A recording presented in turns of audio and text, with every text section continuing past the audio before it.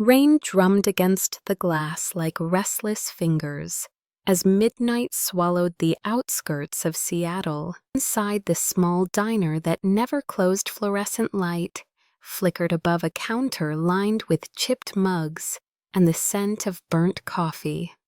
Mara Kent wiped the last table with the precision of someone who had learned to survive on exhaustion. Her back ached, her apron was stained with ketchup, and her phone screen still displayed her mother's medical bill. She counted every shift, not in hours, but in doses of medicine. Outside, thunder cracked over the highway. A black sedan swerved to a halt by the window headlights slicing through the rain. The door creaked open, and a man stumbled in. His shoes left watermarks on the linoleum. His white shirt clung to his chest, and a crimson trace ran across his knuckles. Mara's eyes flicked up, cautious but steady. He looked out of place here, like someone dropped from another world. The regulars had gone home hours ago. He was tall, elegant, in a disheveled way, with a face that might have graced a magazine cover, if not for the hollow stare beneath his soaked hair. He sat at the counter but didn't touch the menu. Instead, he stared at his reflection in the window, where lightning framed him like a ghost. Mara approached with a towel and a question she had asked 1,000 strangers before. Coffee. His lips moved, but no sound came out. Then softly, as if talking to someone only he could see, he whispered, "Mara, don't leave me again." Her hand froze midair. The sound of her own name fell from his mouth, like an echo from another life. The hum of the refrigerator filled the silence. "Do I know you?" she asked, her voice barely above a breath.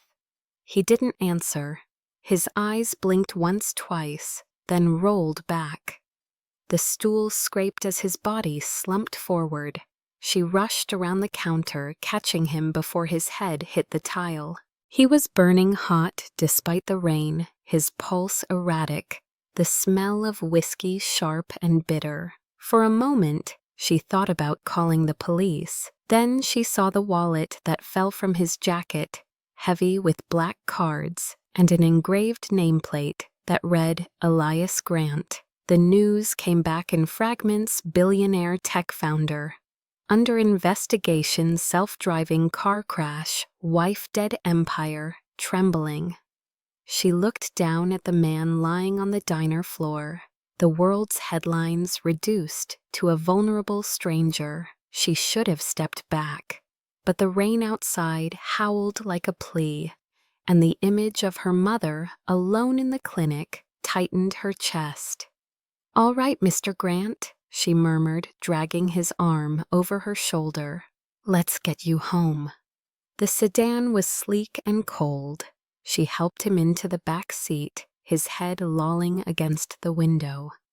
As she slid behind the wheel, the scent of cologne and blood mingled with the rain. His phone vibrated in his pocket, flashing a single word on the screen: home. She followed the GPS through winding coastal roads where fog clung to the asphalt. The only sound was the windshield wipers slicing through water and his shallow breathing behind her.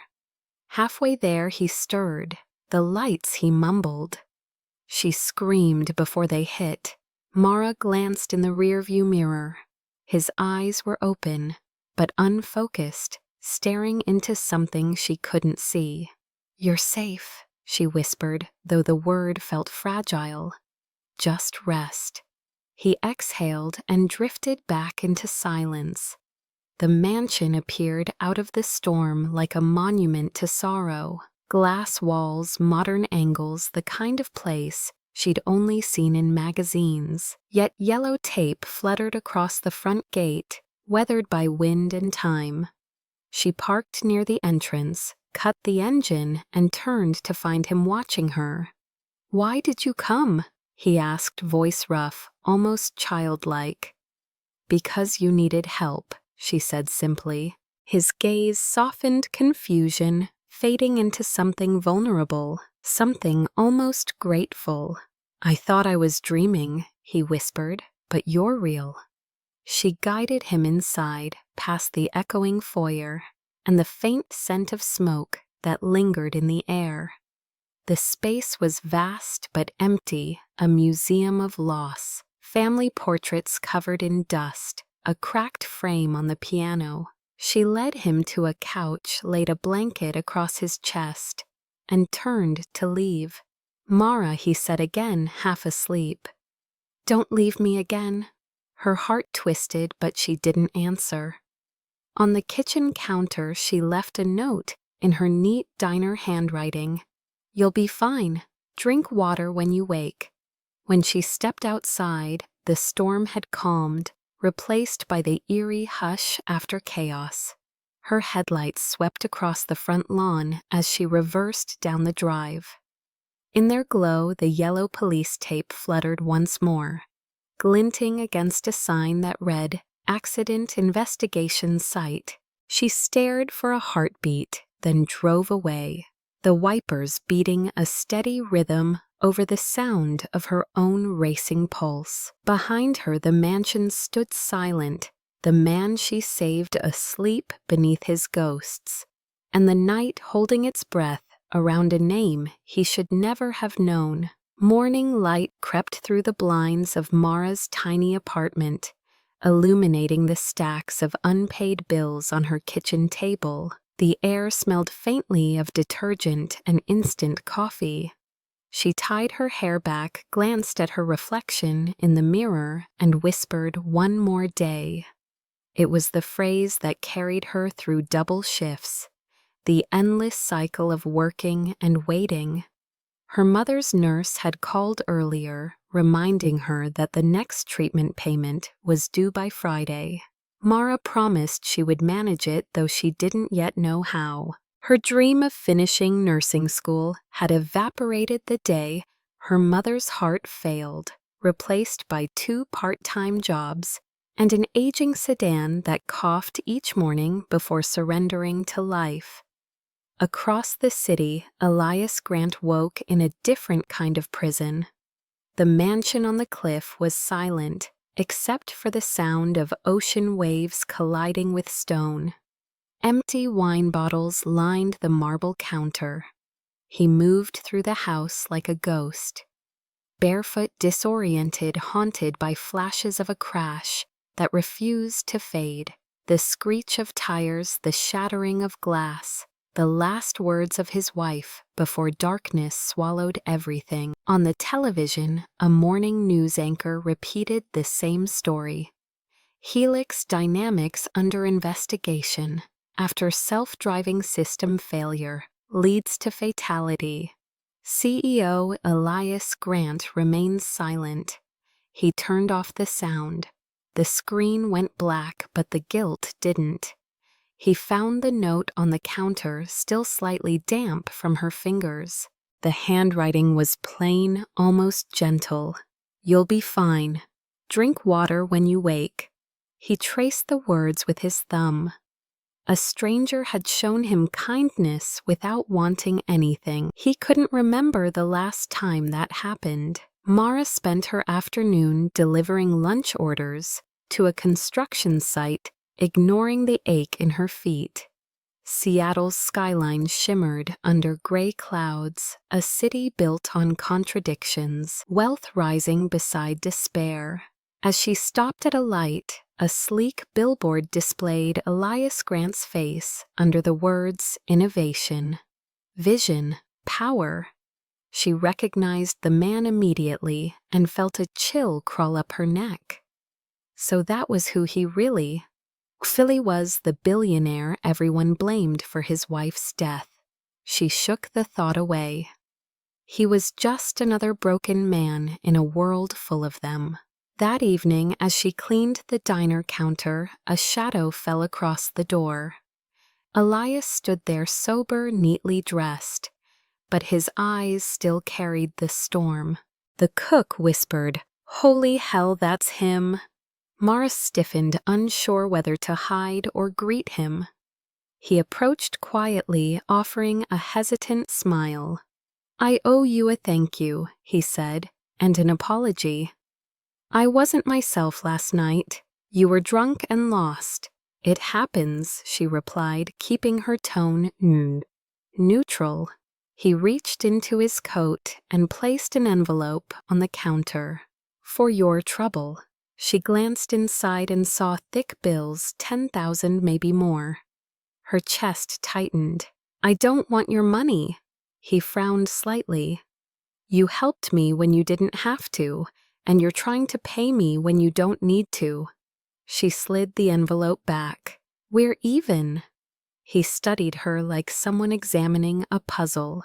"No one ever refuses me. That's probably why you're lonely." The words slipped out before she could stop them. For a heartbeat, silence stretched between them, electric and uncomfortable. Then he laughed quietly, the sound brittle but sincere. "You're right," he admitted, slipping the envelope into his coat. "Lonely is a good word." He ordered a coffee black and sat by the window, where the rain began again, faint and rhythmic. Mara poured his drink and walked away, pretending not to notice how he watched her move through the diner. That night, when the clock hit 2, she stepped outside to dump the trash and saw a car parked across the street, headlights off. She froze, unease prickling down her spine. But when she looked again, it was gone. The next morning, she received a call from the clinic. Her mother's treatment had been paid in full by an anonymous donor. Mara pressed the phone to her ear, heart pounding. "Are you sure the nurse confirmed?" She hung up and stared at the wall. Only one person could have done it. Across town, Elias sat in a boardroom surrounded by lawyers. They spoke about liability, investors, damage control. He heard none of it. His assistant mentioned that a waitress named Mara Kent had refused the company's non-disclosure agreement. He smiled faintly. Good for her. That night he returned to the diner again. Mara met his gaze through the counter's reflection. "You paid my mother's bills," she said quietly. "How did you know?" It doesn't matter how he replied. "I just thought she deserved more time." "You think you can fix people with money?" "No," he said, voice lowering. "But I can try to ease the pain I caused." Something softened in her. For the first time, she saw not a billionaire, but a man with guilt carved into every line of his face. "You don't owe me anything," she said. "Maybe not," he replied, "but I owe myself forgiveness." Outside, rain streaked down the glass again, blurring their reflections into one. Two worlds, one built on survival, one on regret, had found their first fragile bridge in a small diner on the edge of a city that had forgotten how to feel.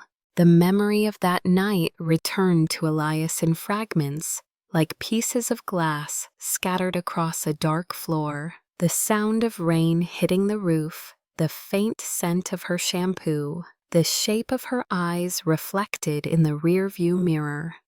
He remembered flashes, the wet road winding along the cliffs.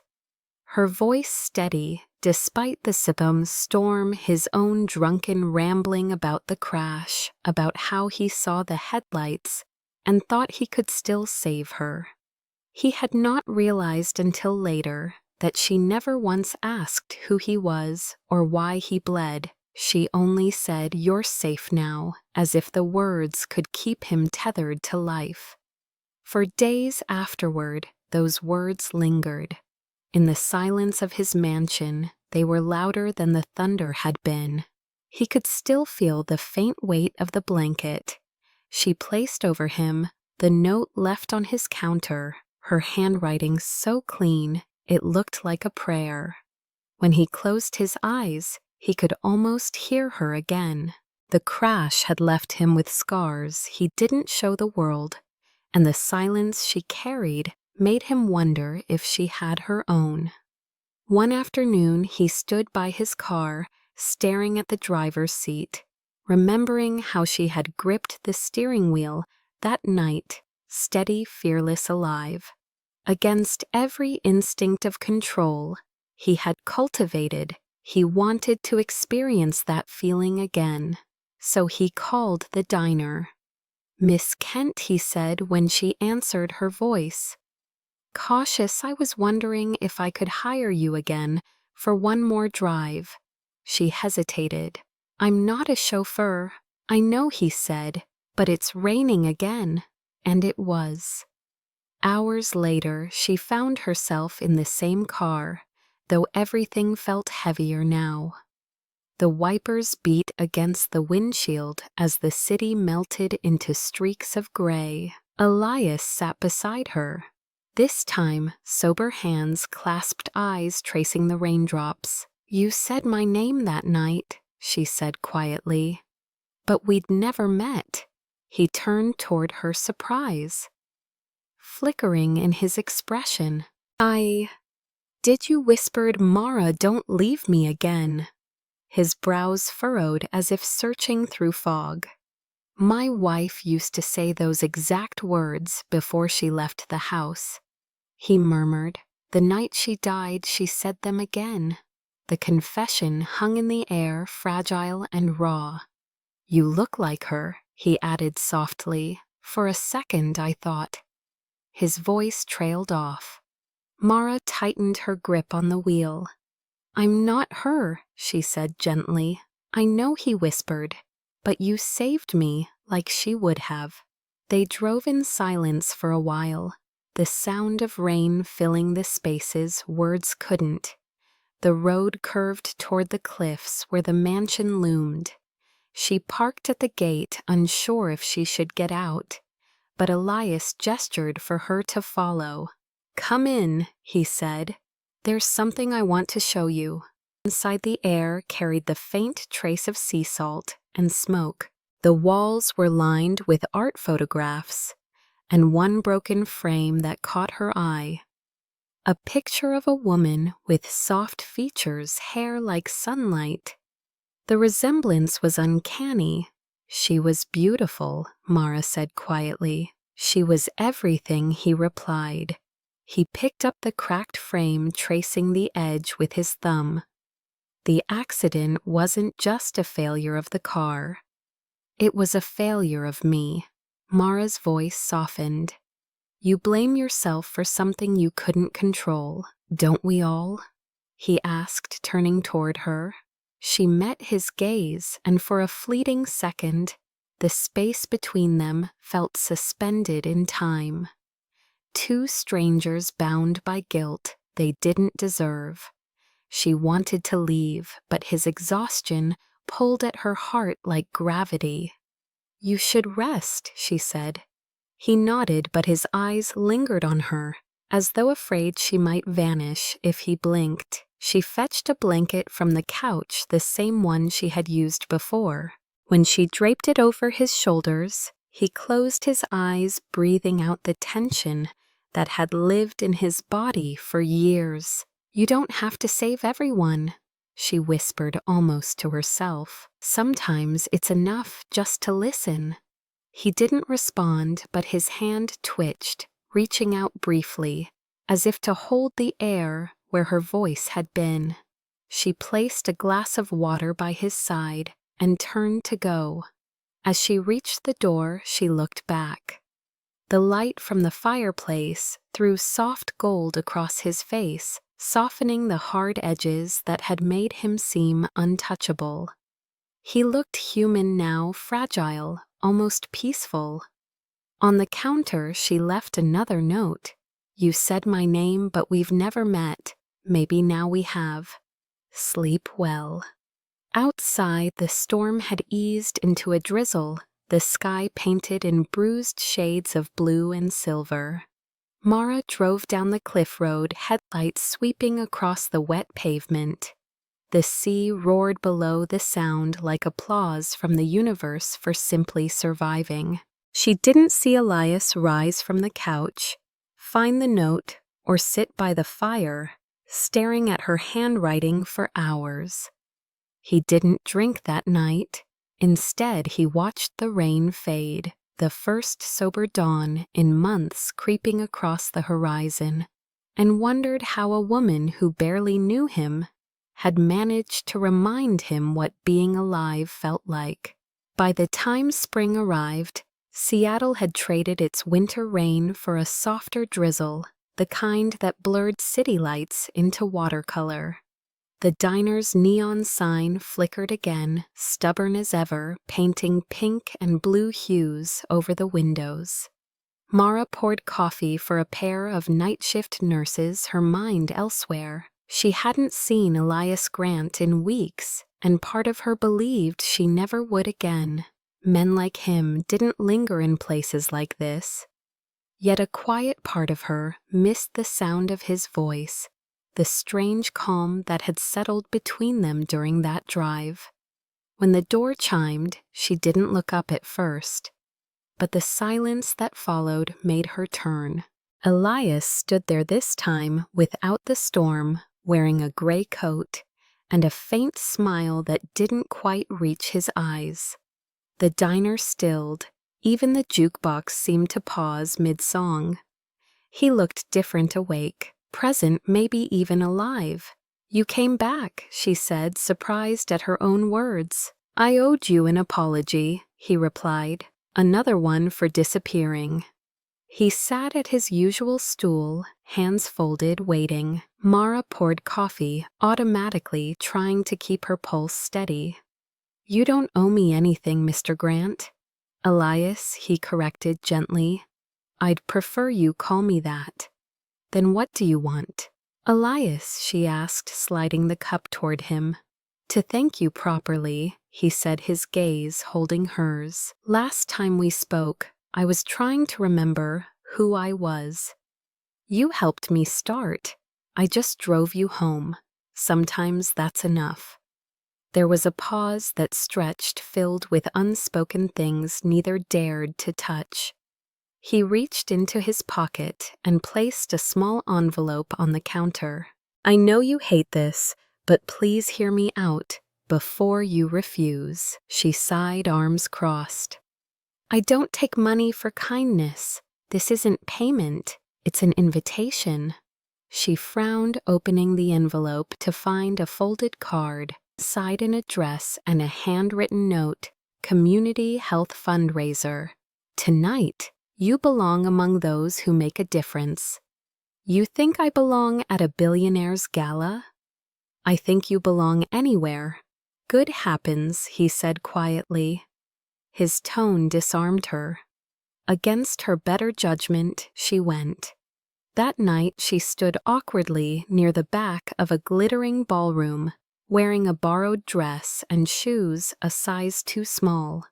The air smelled of champagne and expensive perfume. Elias approached through the crowd like someone who didn't quite fit among his own kind.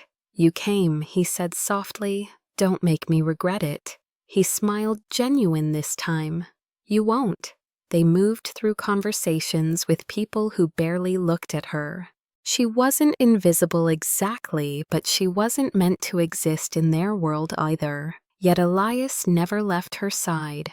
When a venture capitalist made a cruel joke about rescuing lost souls, Elias turned cold. "She's the reason I'm still here," he said. The man laughed awkwardly, muttered an apology, and left. Mara stared at him. "You didn't have to do that." "Yes," he said, voice steady.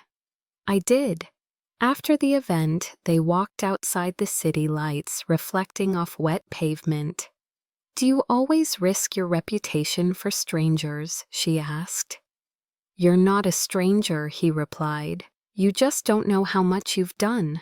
"I didn't do anything." "You refused me," he said simply. "You treated me like a man, not a myth. Do you have any idea how rare that is?" The sincerity in his voice unnerved her. "You make it sound like I saved you. Maybe you did." She shook her head, uncomfortable. I can't be responsible for your redemption." "Then don't," he said. "Just share a coffee sometimes." It became a quiet routine. Each evening after her shift, he'd appear at the diner or walk her to her car. They didn't speak much at first. Sometimes they sat at the counter long after closing, talking about trivial things, music, late-night diners, the way rain sounded different in every city. He started leaving his phone behind during those hours. One night, a power outage swept through the neighborhood, plunging the diner into darkness. The emergency lights flickered out, leaving only candles and the distant glow of traffic lights. "Guess we're closed," she said, attempting humor. "Guess not," he answered, picking up a rag. Together they cleaned in silence, the rhythm of their movements sinking without thought. When she tripped slightly, he steadied her, his hand brushing her arm. Neither spoke. For a heartbeat, the air felt charged, fragile. Then she laughed softly. "You don't seem like the candlelight type." "I'm learning," he said. "You should try it more often." "Maybe I will." They worked side by side until everything was spotless. When she blew out the final candle, the smoke curled between them like a secret. Outside, lightning flashed. Someone across the street took a photo, the faint click echoing through the night. Elias glanced toward the sound, jaw tightening. "Paparazzi?" she asked, dread creeping in.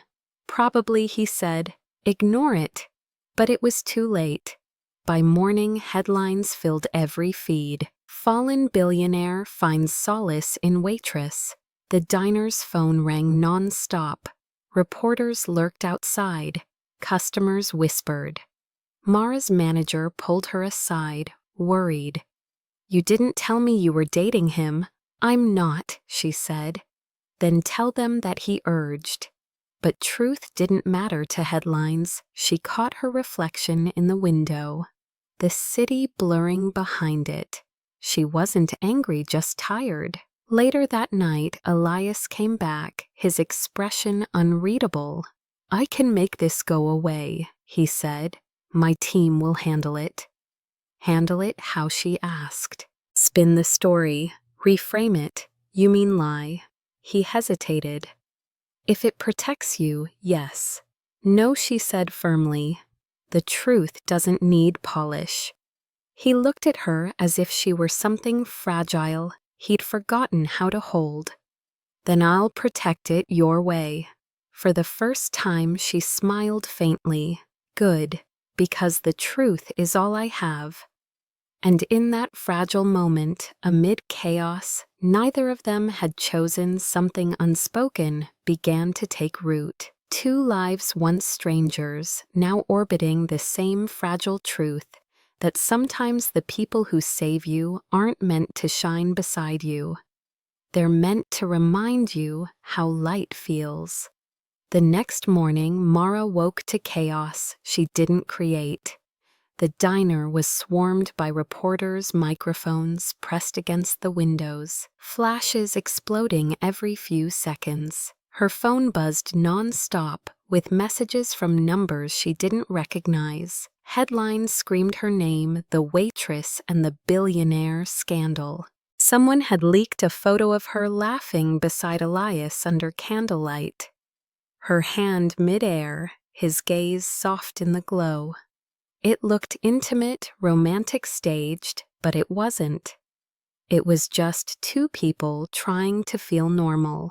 Her manager, Pete, met her at the door, worry lining his face. "You can't work here today," he said. "They're not leaving."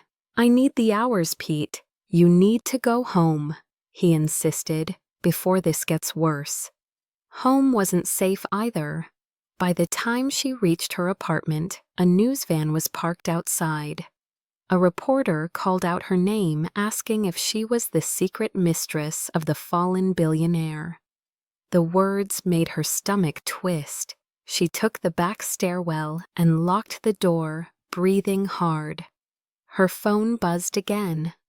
unknown number. She almost ignored it until she saw the message. "I'm sorry, it wasn't supposed to happen like this. I'll fix it." She stared at the text, torn between anger and relief. Fix it? How could he fix this? Across the city, Elias sat in a glass conference room surrounded by lawyers, PR specialists, and shareholders demanding damage control. The same photo of him and Mara was plastered across the projection screen. "We need to spin this one," executive said. "Make her sympathetic or make her disappear. She's not part of this." Elias snapped. "Then distance yourself," another argued. "Publicly. Release a statement that she's lying." Elias's jaw tightened. "No." The room fell silent. "You'd rather tank the company than deny a waitress?" the shareholder asked, incredulous. Elias leaned forward, eyes dark. "She showed me more honesty in one night than this company has in 10 years. When they left, his assistant lingered. "Sir, there's something else," she said hesitantly. "The internal files you sealed after the crash. The media's digging. If they find out..." He closed his eyes. The cover-up, the suppressed data about Helix's test failures before the fatal accident. It had been buried to protect the company, to protect thousands of jobs. But the truth would ruin him.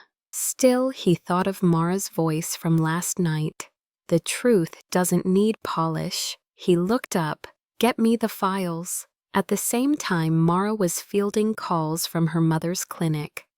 Reporters had shown up there too, asking about her relationship with Elias. Her mother's nurse whispered through the phone, "They want to interview her, Mara. They won't stop." Mara's throat tightened. "Keep her away from them, please." That evening, Elias appeared outside her building, flanked by security. She met him at the entrance, arms folded. "You shouldn't be here," she said. "Neither should they," he replied, glancing at the reporters. "I wanted to see you." "Why, to apologize again?" "No," he said softly. "To make it right." He handed her a small flash drive. "What is this?" "The truth," he said. "Everything my company hid about the accident. The tests, the warnings, the cost of silence. I'm releasing it tonight." She froze. "Elias, if you do that, you'll destroy Helix. It deserves to fall," he said. "So do I." "You'll lose everything. Then maybe I'll finally be free." "And what about your employees, the ones who depend on you?" she asked. He hesitated. "I've built something rotten.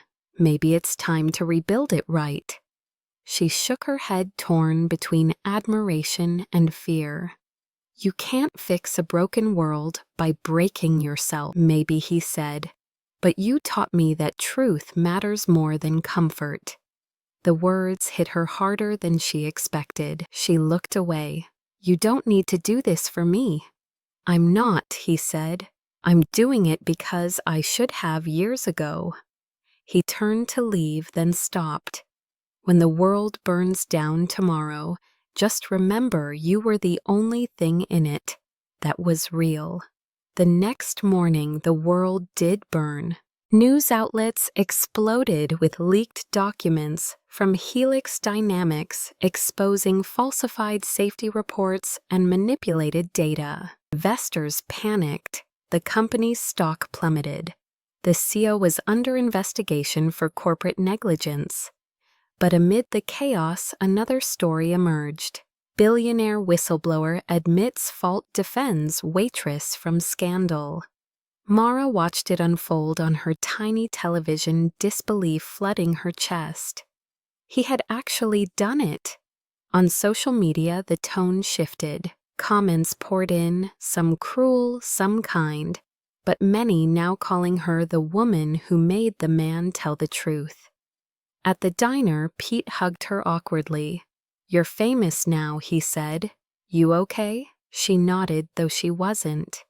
Fame wasn't what she wanted. She wanted silence, peace, something that didn't involve cameras or headlines.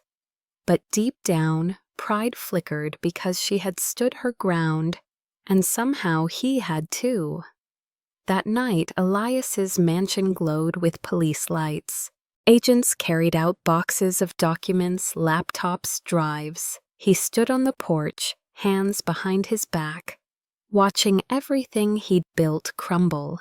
When his lawyer told him he might face charges, he just nodded. Let them. As the rain began to fall again, he whispered to himself, this time no lies. Days passed. Reporters moved on to fresher scandals. Mara tried to return to normal, but normal no longer fit. Customers treated her differently now, some with awe, others with envy.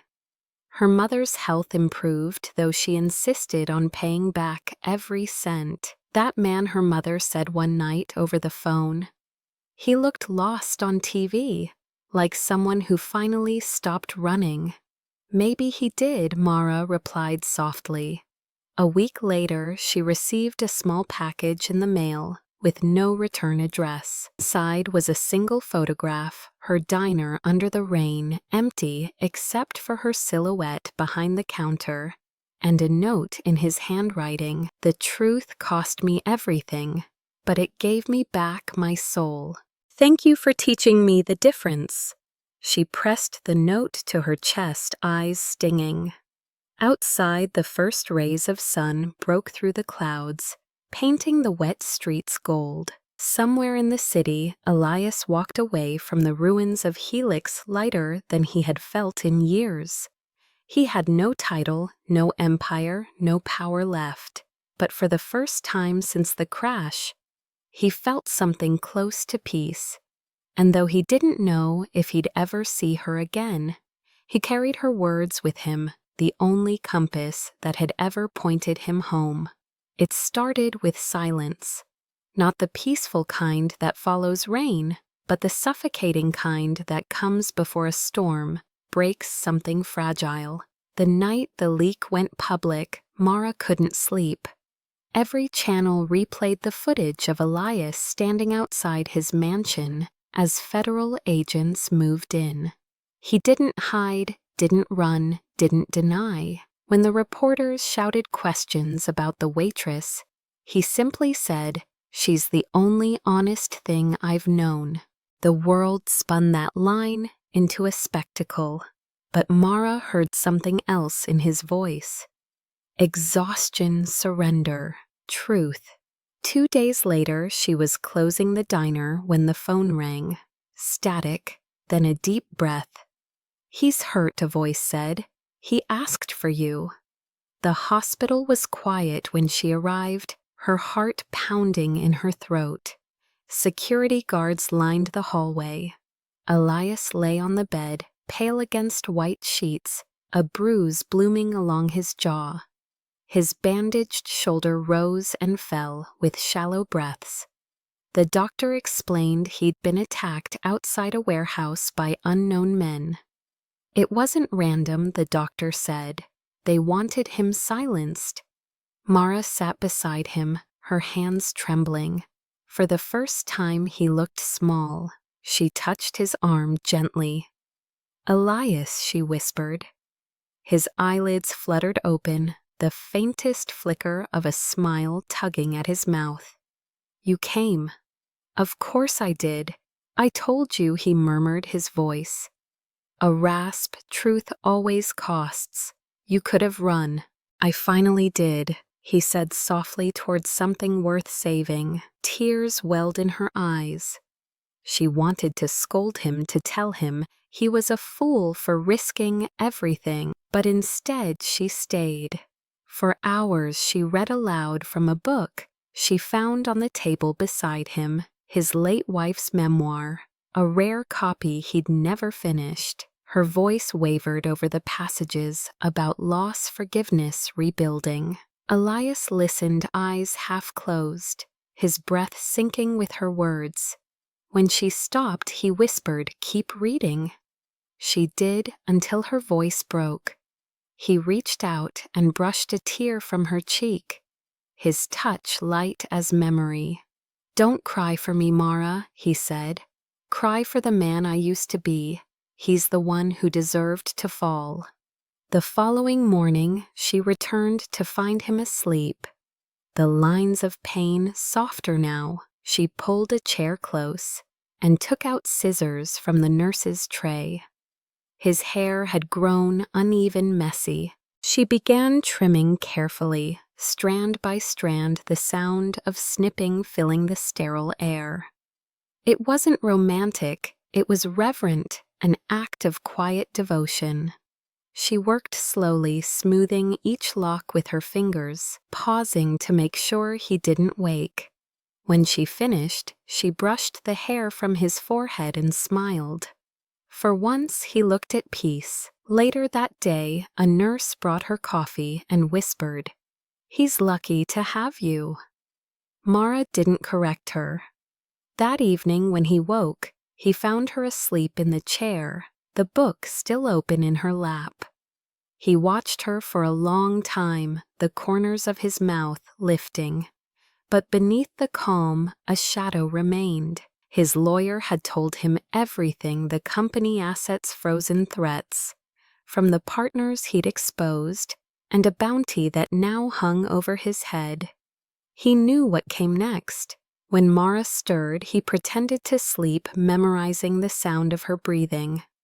That night, he asked her to leave before visiting hours ended. "You should go home," he said. "You've done enough. I'm not leaving you alone." "You have to," he said firmly. "Not because I want you to, because they're watching." "Who?" she demanded. He hesitated. "The people who lost everything when I told the truth. They want it back. Then let me help. You already have." He reached for her hand. "You made me remember what it means to be human. That's more than anyone ever has." She shook her head, her voice breaking. "I don't want to be your redemption, Elias. I just want you to live." "Then I'll live," he promised, "for you." She left reluctantly, her reflection following her down the corridor's glass walls. That same night, 2 hours after she left the hospital, alarms blared. Security footage showed masked men entering through the side exit. By the time guards arrived, Elias's room was empty, the bedsheets soaked in blood. Mara found out the next morning when the news flashed, "Billionaire whistleblower missing after attack." She dropped the mug she was holding, shards scattering across the diner floor. Her legs gave out. Pete caught her before she fell. "He's alive," he said quickly. "They found signs of a struggle, but no body. The police think he escaped." She nodded, unable to speak, tears streaming silently. For days, she waited by the phone, checking news updates, scrolling through endless conspiracy threads. Some said he fled the country. Others claimed he'd been taken. None mentioned the truth that he had nowhere left to go. On the 5th night, as she closed the diner, she saw something on the counter that made her stop cold. A single folded napkin with handwriting she'd know anywhere. "Don't wait up, keep the lights on." Her breath caught. He was alive, somewhere, and he was still watching over her even from the dark. That night, Mara sat by her window, the city humming below. The rain returned, tapping against the glass like it had that first night. She whispered into the quiet, "You'll find your way home." Down by the waterfront, in the shadow of a cargo ship, Elias limped through the fog, a bandage wrapped tight around his ribs. Every breath burned, but he kept walking. Ahead, a freighter waited to leave for Canada. Under a false manifest, a man with a scarred jaw held out a passport. Eli Harrison, the name read. Elias nodded. "That'll do." As the ship pulled away, He stood on deck, watching Seattle's lights fade into the horizon. He thought of the diner, the warmth of coffee and laughter, the woman who had seen through his armor. For the first time in years, he wasn't running from his guilt. He was running toward a promise. Weeks passed before anyone knew where he had gone. The headlines faded, replaced by fresher scandals, and soon his name was buried beneath the noise of the world he once ruled. But for Mara, silence only made the ache sharper. Every night she closed the diner, counted the tips, and found herself glancing at the empty stool where he used to sit. Sometimes she swore she heard the soft scrape of his cup against the counter, the whisper of his voice, saying her name the way he had that first night. But when she turned, there was only the hum of the refrigerator and the rain. Her mother's health had stabilized, but the apartment still smelled of antiseptic and loneliness. Life was back to normal, yet nothing felt right. She had tasted something extraordinary, a glimpse of honesty so rare it made the rest of life feel half awake. Then one morning, an envelope slid under her door. Inside was a single sheet of paper, typed, signed only with his initials. "You drove me home once. Now I need to find my own." There was no return address, no date, just that. Mara sat on the floor, staring at the words until they blurred. She folded the letter and tucked it into her wallet next to her mother's photo. That day she quit the diner. It wasn't out of grief. It was because staying there felt like trying to live inside a ghost. She applied to community college, finally finishing the nursing program she'd abandoned years ago. The scholarship came from a donor named E.H. She knew immediately. When she asked the registrar who it was, the woman shrugged. "Anonymous." Mara smiled faintly. Of course he would help from a distance. She studied hard, worked nights at the clinic, and slowly rebuilt herself. Months became a year. She graduated top of her class and took a job at a small hospital overlooking Puget Sound. The sea reminded her of him, restless, infinite, trying to wash clean what could never be undone. Across the country, on the opposite coast, Elias Grant lived under a new name. Eli Harrison, the substitute teacher at a public high school in a small Maine town. He taught technology to kids who didn't care about code but loved stories. He never spoke of his past, never mentioned Seattle or Helix, or the woman whose name had once brought him back from the brink. But every morning before class began, he'd open the worn notebook she'd left behind at the hospital, a small spiral pad filled with her tidy handwriting and to-do lists. Between grocery reminders and medical notes, one line was underlined twice: "Save one life and maybe you'll save your own." He read it every day. At first, he believed disappearing was mercy. The fewer people who knew where he was, the safer she would be. But the longer he stayed gone, the more it felt like punishment. He lived quietly, helped students build small machines, coached soccer on weekends. The town saw him as kind but distant, the man who never dated, never talked about himself. At night, he'd walk along the docks, watching the lights ripple on the black water, wondering if she still worked at the diner or if she had moved on. The truth was he wanted her to. He wanted her to live without fear, to laugh without carrying the weight of his sins. Still, every time a woman with dark hair passed by, he found his heart stutter before reason caught up.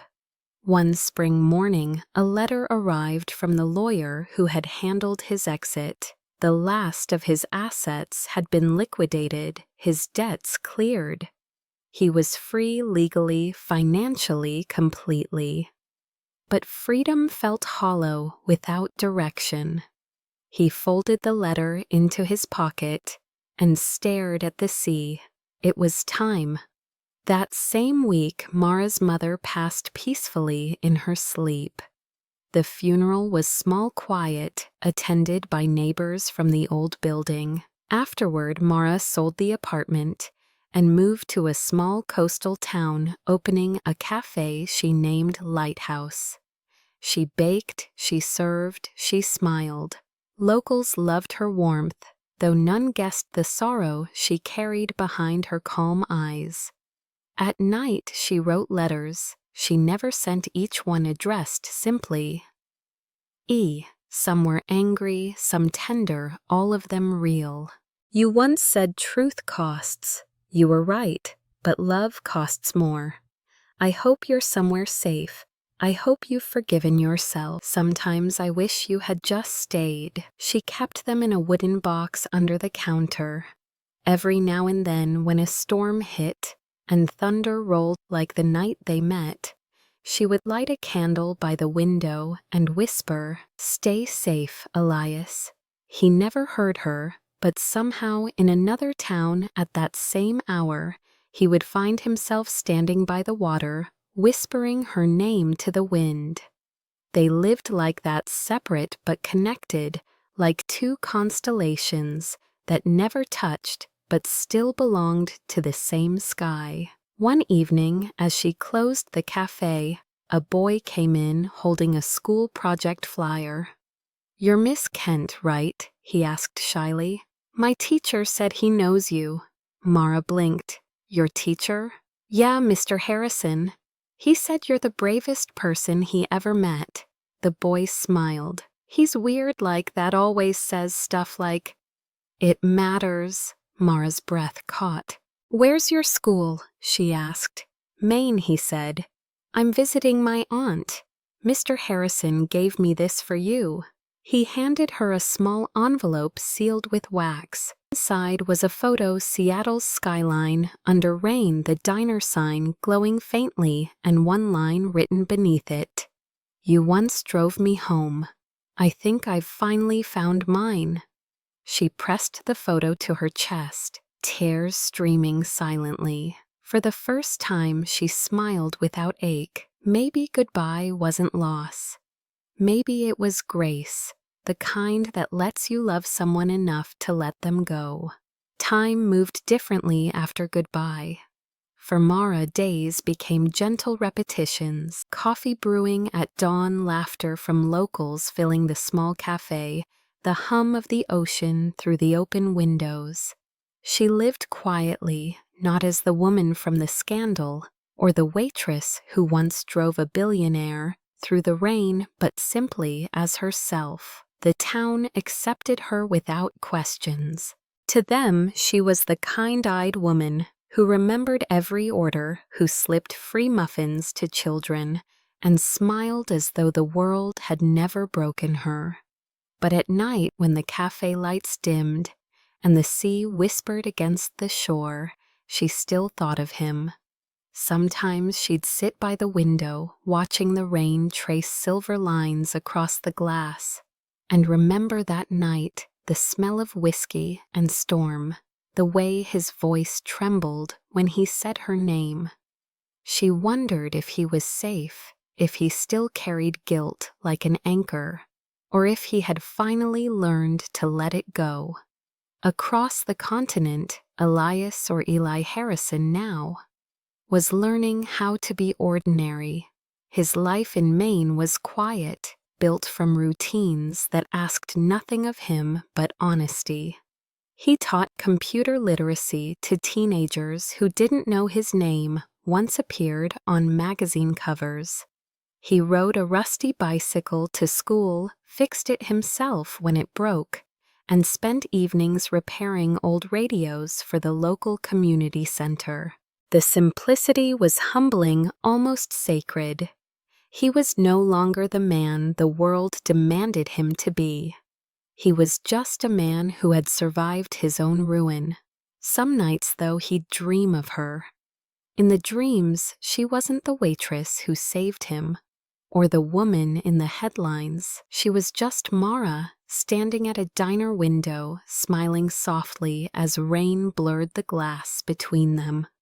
He would wake before he could reach her, the sound of waves outside merging with the sound of her voice in memory.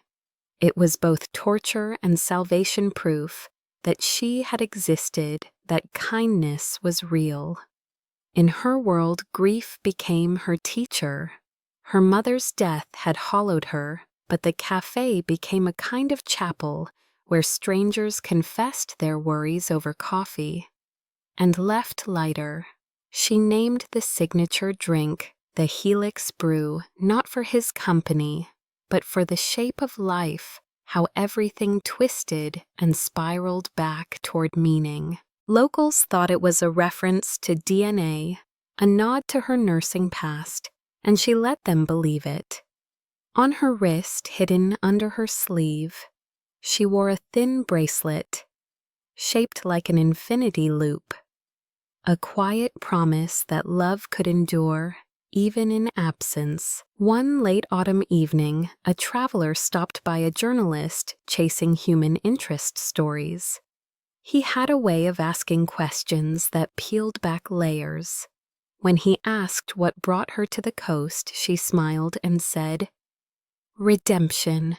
He laughed softly. "Yours or someone else's?"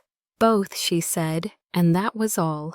He published a small piece about her cafe titled "The Woman Who Made Hope Taste Like Coffee."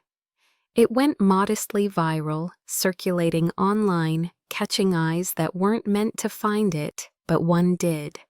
In Maine, Eli saw her name printed in black and white for the first time in over a year. He stared at the photo, her behind the counter, head tilted, that same calm light in her eyes. Beneath it, the quote, "Sometimes love isn't about staying. It's about leaving before it breaks the other person." He read it over and over until the words blurred. That night, he walked to the pier and sat there for hours watching the tide roll in and out. The moon hung low, swollen, and golden. He thought of the promise he had made to her, whispered through blood and rain. "I'll find you when it's safe." Maybe it was safe now, but safety wasn't the same as readiness. He had built a new life, small, honest, unremarkable. He feared that returning might shatter the fragile peace she'd earned. So he waited. Instead of reaching out, he began writing letters not to send, but to remember. "Dear Mara, today, a student asked me why computers crash. I told him it's because they forget how to rest. Maybe that's true for people too. Dear Mara, I fixed the old clock at the community center. Every hour it chimes softly, like it's reminding the world that time still moves, even when hearts don't.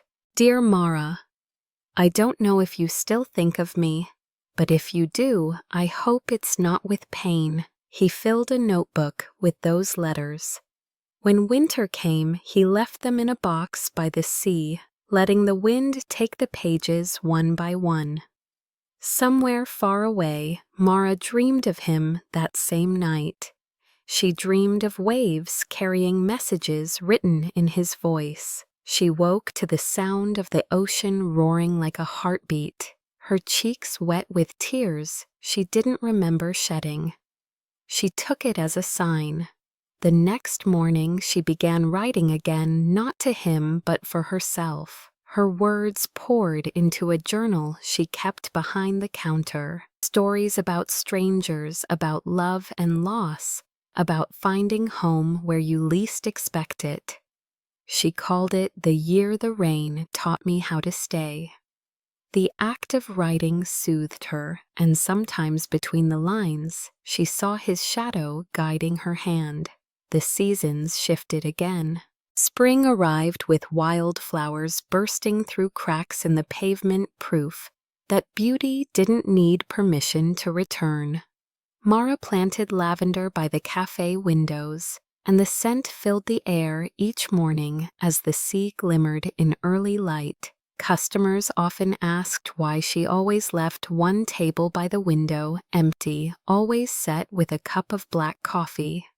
She'd just smile and say, "For someone who once saved me without knowing how." A quiet ritual of remembrance, a way to honor what had been without clinging to it. A year apart had changed them both, shaped them into versions of themselves they were always meant to be. She had learned that love didn't need to be loud to be real.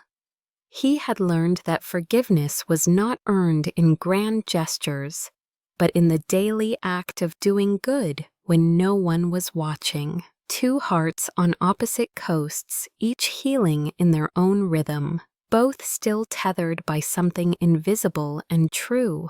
And though neither of them knew it, the tide was already shifting, carrying them slowly, quietly back toward each other. It was late September when the storm rolled in from the Pacific, the kind of storm that swallowed light and made the ocean look endless. Mara stood behind the counter of Lighthouse Cafe, securing the windows as the wind howled through the narrow streets. The sky had turned bruised purple, and the smell of rain clung to everything. The last customer left with a murmured goodnight, and she was alone, save for the soft crackle of the radio playing an old jazz tune. Power flickered once, then again, before dying altogether. The cafe fell silent except for the rhythmic crash of waves against the rocks below. She lit 3 candles and set them near the window, the flame trembling like a heartbeat. For a moment she simply listened to the sea, the wind and her own breathing. Then came the sound of the bell above the door. It chimed once, faint but clear. Her head snapped up. The door had opened, though she was certain she had locked it. A gust of rain blew in, and in the doorway stood a figure tall, familiar, dripping wet beneath the storm. The candlelight caught the curve of his jaw, the strands of dark hair plastered to his forehead, and the eyes she had seen in dreams for a year. He looked older, calmer, his expression somewhere between apology and relief. "You still owe me a ride home," he said softly. The world seemed to tilt. Her throat went dry. "You finally found one," she whispered. For a moment, neither moved. The rain filled the silence between them, until she stepped forward, her heart racing. How she asked, voice trembling. "Maine wasn't far enough," he said, a tired smile flickering. "I read that article about your cafe. I saw your face again, and I realized I'd been pretending to live." "You shouldn't be here," she said. "You have a new life, a safe one." "I didn't survive to live safe," he answered. "I survived to live true." His coat dripped onto the floor as he walked closer, stopping at the counter. "You changed your hair," he said. "You changed everything. You lost your company," she replied. "Your name, your world." "I lost what wasn't real," he said. This feels real." She searched his face, afraid to believe. "Why now?" "Because it's finally quiet," he said. "No more threats, no more lies. The case closed months ago. The people who hunted me are gone or locked away. I kept waiting for the right time, but time kept moving without you." Her eyes shimmered in the candlelight. "I stopped waiting," she confessed, "but I never stopped wondering." He nodded, his gaze gentle. "Then maybe we're both late to the same place." He reached into his jacket and placed a folder on the counter. "What's this?" she asked. "Papers for a nonprofit," he said.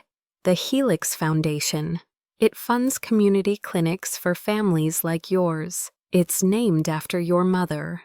She pressed a hand to her chest, breath catching. "Elias, don't thank me," he said quickly. This isn't charity. It's restitution. Restitution doesn't come wrapped in candlelight and storms. No, he admitted, but maybe redemption does. For the first time in years, she laughed, a sound full of disbelief and aching joy. You're still terrible at apologies. I've had practice, he said, his voice softer now. But I'd rather show than say. He stepped closer. May I? She hesitated, then nodded. He reached out, brushing a strand of hair from her cheek, his fingers trembling slightly.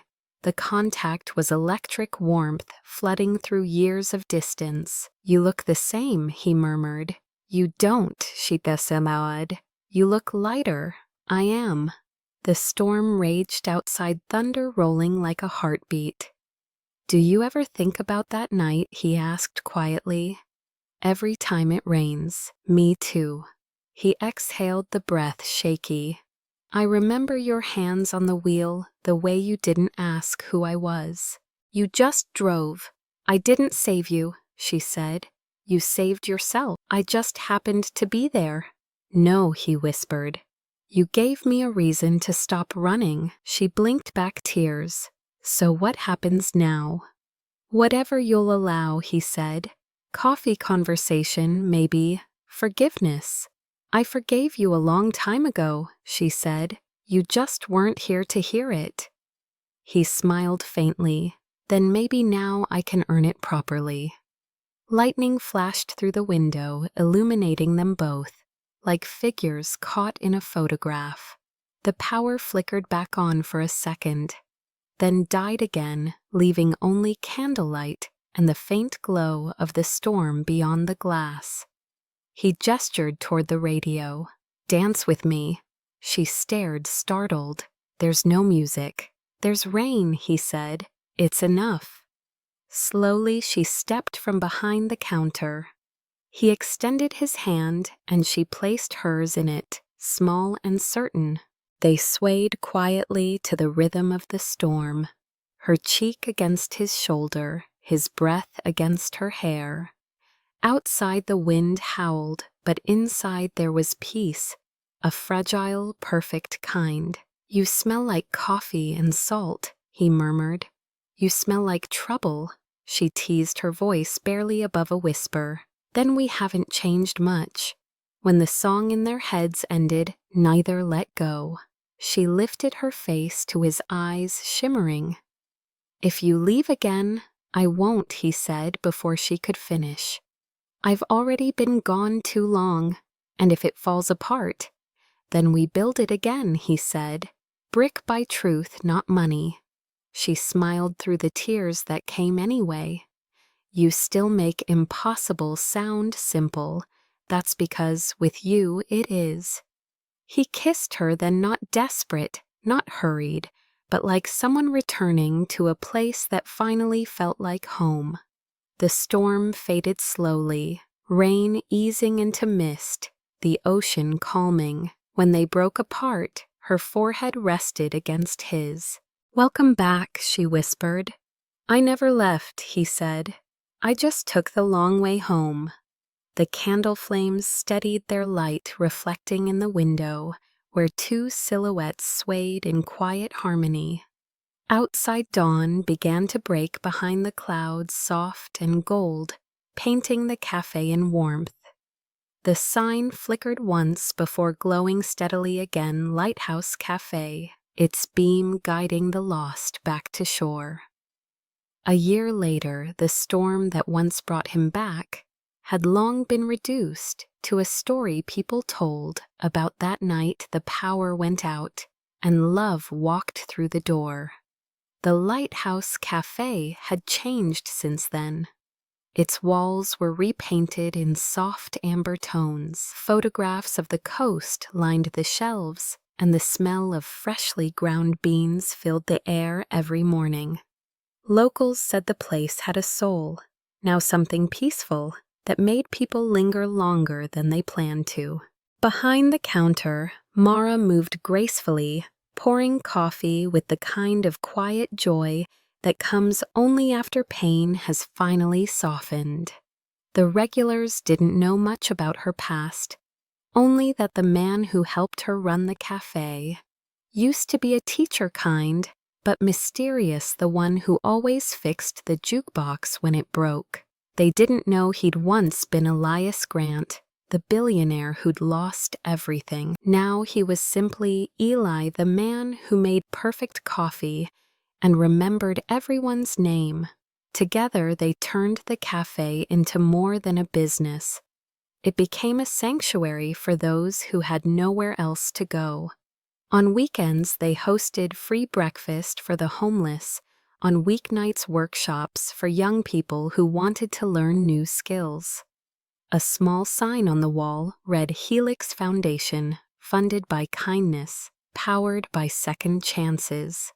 The name drew a few curious looks, but most just smiled, sensing the story behind it without needing to ask. Sometimes when the sunlight hit just right, Mara would catch Eli watching her with the same quiet wonder he'd had that night in the storm. What she'd tease, checking if this is real, still surprised I'm not a hallucination, he'd say, earning her laughter every time. There were still scars some nights. Eli woke from dreams of flashing lights and sirens, and she'd hold him until the shaking passed. Other nights, she'd wake in tears from memories of hospitals and empty rooms, and he'd trace circles on her back until she fell asleep again. They didn't pretend the past hadn't happened. They just learned to carry it together, like travelers sharing the same worn map. One rainy afternoon, a familiar journalist returned, the same one who had once written about Mara's cafe. He noticed the man behind the counter, his gentle eyes, his careful words, and something in him stirred. "You're Elias Grant, aren't you?" the reporter asked quietly when Mara stepped away. Eli didn't flinch. He just smiled. "I was," he said. "Now I'm the guy who makes coffee and fixes toasters. Do you want your story told?" "It's already being told," Eli said, nodding toward Mara, laughing with a customer. "Just not in headlines anymore." The journalist hesitated, then nodded, leaving a generous tip and a note. Some stories don't need an audience. They just need peace. Life went on. The seasons turned. Each year on the anniversary of the night they met, they closed the cafe early and drove along the coast, stopping at the cliffside where her headlights had first caught his mansion, framed by police tape. It was gone now, replaced by wildflowers, and a plaque that read, "Site of the Helix Memorial Garden, a place for new beginnings." She brought a thermos of coffee. He brought 2 mugs, and they sat in silence watching the horizon. "It's strange," she said once. "This is where everything fell apart for you." "And where everything started again," he replied. "You ever think we were meant to meet that night?" "I used to," she admitted. "Now I think we just recognized the same kind of broken and turned it into something whole." "Home," she said softly. He turned to her. "What? That's what it feels like," she whispered. "Home isn't a place anymore. It's this." He reached for her hand, their fingers interlacing easily. "Home is a person," he said.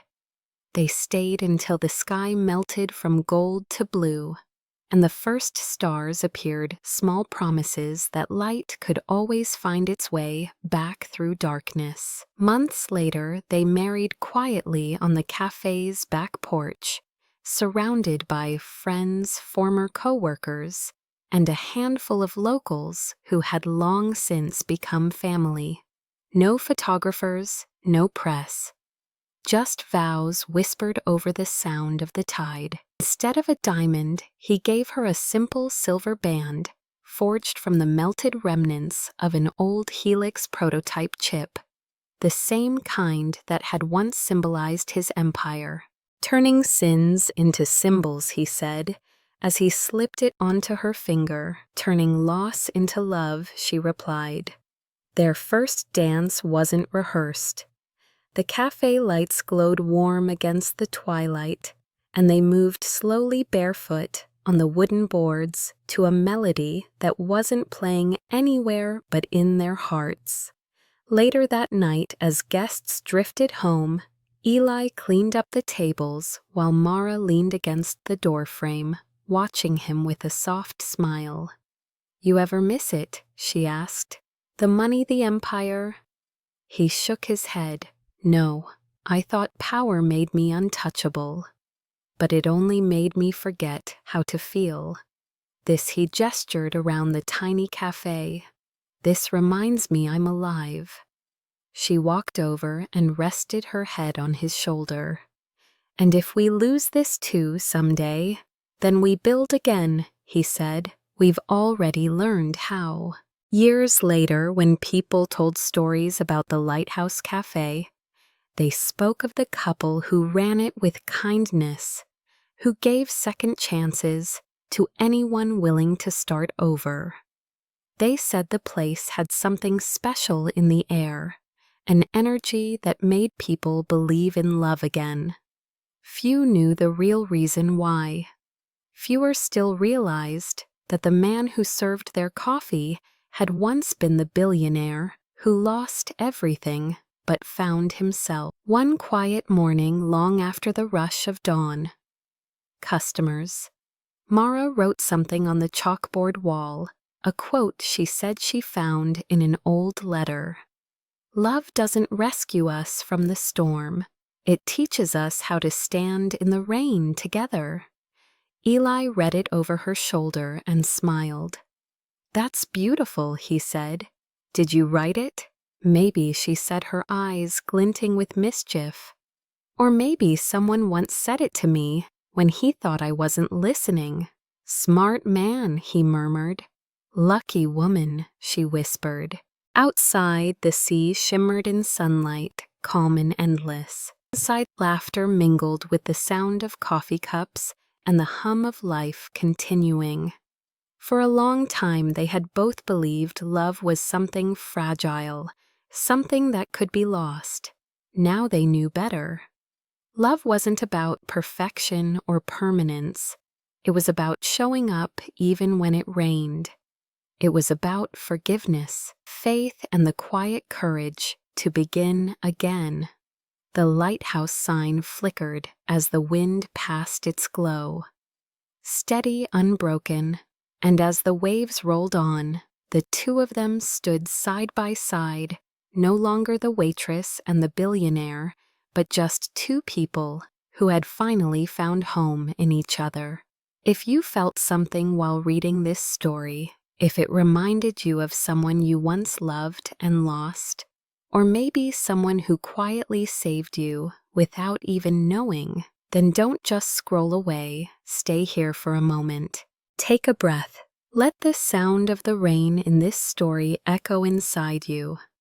And ask yourself, when was the last time you truly forgave someone or allowed yourself to be forgiven? Because that's what this story was really about.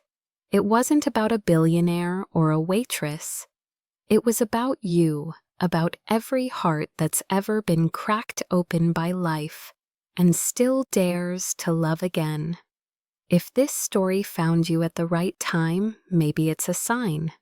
Maybe tonight you can reach out to someone you've drifted away from. Maybe you can tell them, "I'm still here," or even just, "Thank you." Love doesn't always come wrapped in grand gestures. Sometimes it's a message that never got sent, a coffee left, waiting at the window, or a quiet "I'm home," whispered after years apart.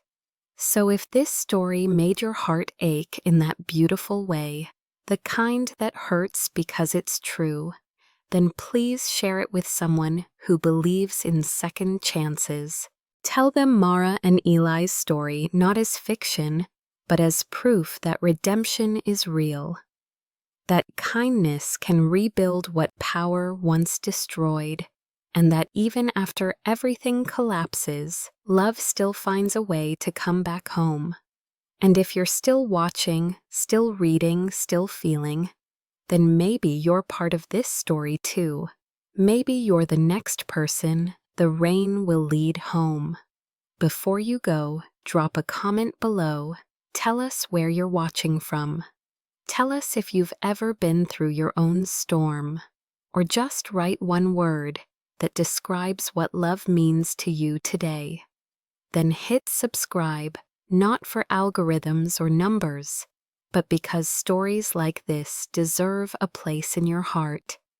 A reminder that no matter how far you fall or how long you wander, there will always be someone out there waiting with the light on, ready to say, "Welcome home."